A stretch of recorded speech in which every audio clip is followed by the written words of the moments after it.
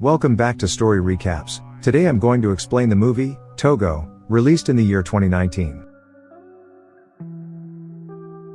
The movie begins by showing the year 1913. Here we see a man named Seppala. Seppala is a sled rider because of which he has many good dogs of different breeds. One day a small puppy was born in Seppala's house, which was a dog of a Siberian Husky breed. This puppy was much weaker than other puppies, because of which Seppala feels that he is of no use to him, so he did not want to keep that puppy with him. But Seppala's wife, whose name Constance, didn't want that, because she considered those puppies like her own son. So Constance tells her husband that we should give that puppies a chance. Hearing this, Seppala obeys his wife and he gives that puppy a chance. Together they name that puppy Togo. Now as the days were passing, Togo was growing up, but along with growing up, he had also become very mischievous, due to which there was no discipline in him. Constance wanted Seppala to make Togo a sled dog, but he says that Togo can never be a sled dog, and now the time has come when we must say goodbye to him. Seppala gives Togo to one of his best friends, but Constance knew that Togo is too naughty that no one can keep him, and it is the same. The very next day, his friend brings Togo back.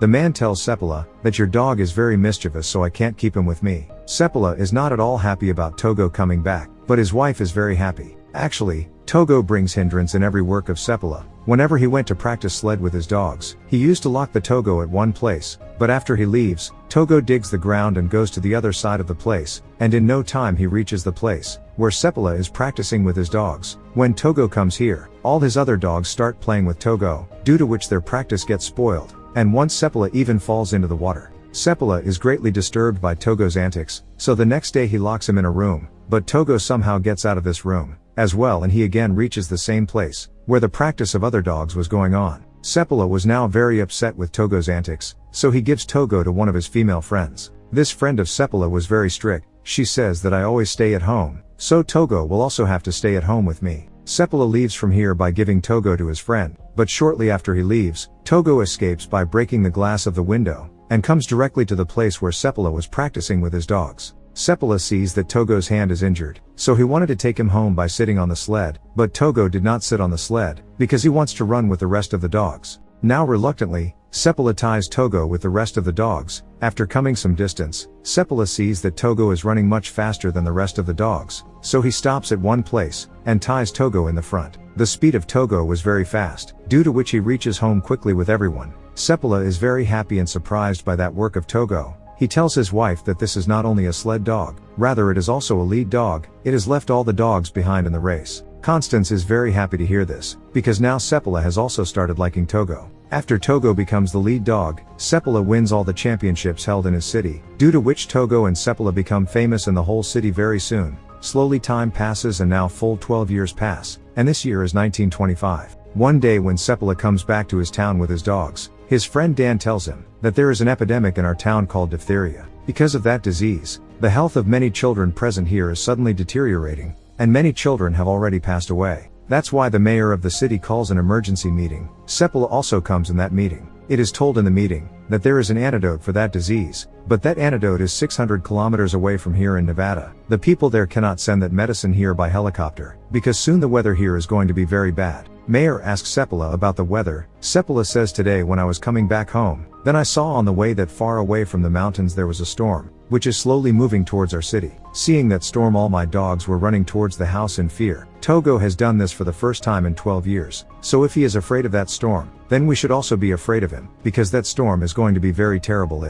Although, Mayor wanted Seppala to go to Nevada with his sled dogs to bring the medicine here, but Seppala leaves without giving any answer. When he comes out, a doctor asks for lift from him. Seppala gives lift to that doctor and he takes him to the hospital. Here, when Seppala looks inside the hospital through the window, he sees many children inside who are fighting with their illness, and their condition is very serious. They could not be saved without medicine. When Seppala comes to his house at night, he tells his wife that he will definitely go to Nevada to get medicine, although his wife did not want to, because she knew that going 600 miles away in such dangerous weather would be like committing suicide. But Seppala says that I must go to get the medicine, because all the children I have seen in the hospital know us, and I will take Togo with me. But his wife says that Togo is now 12 years old, and you only said that he cannot travel even 150 miles, and the journey you are about to go is 600 miles. You love Togo very much, and I don't want you to be responsible for Togo's death. But Seppala didn't want to go without Togo. The next morning Seppala bids goodbye to his wife, and leaves for Nevada. As Seppala was moving ahead with his dogs, the storm was getting stronger. There was such a strong icy wind in this storm, that Seppala could not see anything in front of him. Togo was in front, and Seppala constantly told his dogs to move forward, because he has to reach Nuada as soon as possible, and come back with that medicine. Those people are on a very steep slope. That's when Togo stops. Seppala doesn't understand why Togo stopped here, so when he looks down, he sees a very deep chasm in front of him. Togo had seen this deep chasm even in such a dangerous storm, so he stopped here, due to which he saved the lives of Seppala and the rest of the dogs. Seppala see here that Togo leg is injured, and blood is coming out from inside. Now after traveling the whole day, these people reach an outpost. There is a doctor at this place. She tells Seppala that your dog Togo is very tired. Actually Togo was 12 years old, and such a long journey is not good for him. But as soon as the next morning, Seppala and his leading dog Togo along with all the other dogs, were continuously moving forward in this fierce snowstorm. On the other hand, we see that the health of those children in the hospital was continuously deteriorating, and here Seppala is continuously moving forward. He wanted to reach Nuada as soon as possible by taking a shortcut, so that he could take that medicine. While moving forward, a frozen lake comes in front of them, on which walking could prove to be very dangerous, and a very terrible storm was also coming towards them in front of it.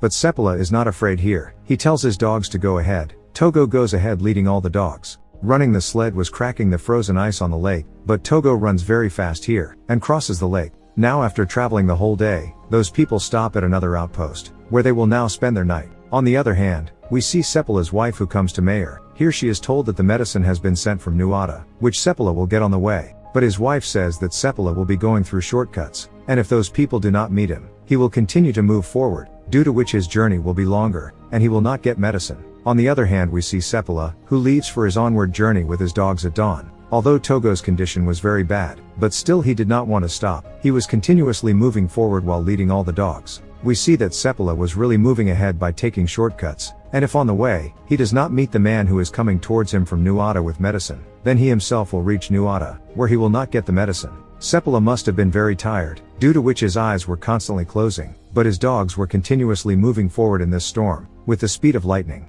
We see here a man named Henry. Henry is the same man, who was coming towards Seppala with medicine from Nuada. Henry is upstairs but Seppala is moving down below with his dogs. Henry calls him and runs after him shouting, but there is strong wind, due to which Seppala cannot hear his voice, but luckily Togo hears Henry's voice. Henry here feels that Seppala did not see him, so he gets sad, but then he sees that Seppala is coming back. Actually, Togo stopped ahead. Henry gives Seppala the medicine for which he has come this far. Both were staying at an outpost. Seeing the condition of Togo, Henry says that you leave this dog of yours here, because his condition is very bad, and I have lost many of my dogs in this dangerous storm. That's why I don't want you to lose your dog too. Hearing this, Seppala refuses to listen to him and says, Togo is my lead dog, without whom I can't move forward. Now Seppala was about to go back to his city with that medicine. On his way back again comes the same frozen dangerous lake, which he had crossed the day before, on which creeks were coming from walking on it. And if these people don't go this way then their way will be longer for a day. So Seppala here decides that he will go back this way. He tells Togo to go ahead. Togo leads all the dogs to cross the lake quickly. We see that water has started coming out from inside the lake,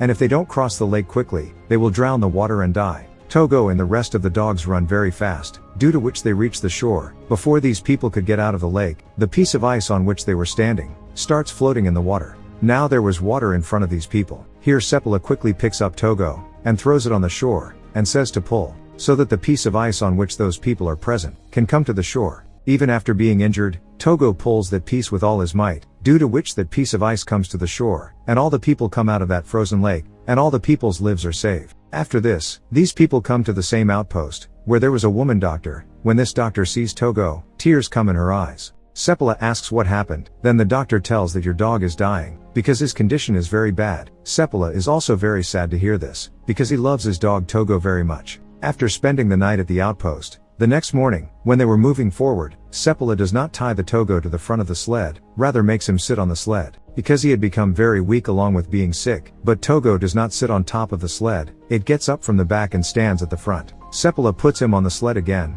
but Togo comes forward again. Seeing this, Seppala understands that Togo still wants to lead and he doesn't want to rest, so he ties him up ahead, after which they keep moving forward. After traveling for a few hours, storm takes such a terrible form that Seppala cannot see anything in front of him, and he could not even see the way, which way he was going to go. Seppala comes to Togo and says, I don't know anything, I can't see the way. You have to show us the way and take us to the next outpost. After which Seppala hangs over the sled covering his entire face, and Togo starts moving forward. But after traveling for a few hours, Togo sits down at one place. Seppala sees that along with Togo all the other dogs are also sitting. He comes to Togo and says that you have to get up and move forward. If we don't go ahead from here, then all of us will be killed here. But no one answers to Togo Seppala. Seppala sees a light here. Here a man comes to him with a lantern. Actually, this place was the next outpost where Togo was to come. Seeing this, Seppala becomes very emotional, because Togo has saved everyone's life today. Everyone comes inside. Here Togo's condition is bad, and there was no strength left in him. Here there was a man named Gunnar, who was sent here by Seppala's wife so that after reaching this outpost, he would take medicine from Seppala and reach the city, where the children are sick and need that medicine.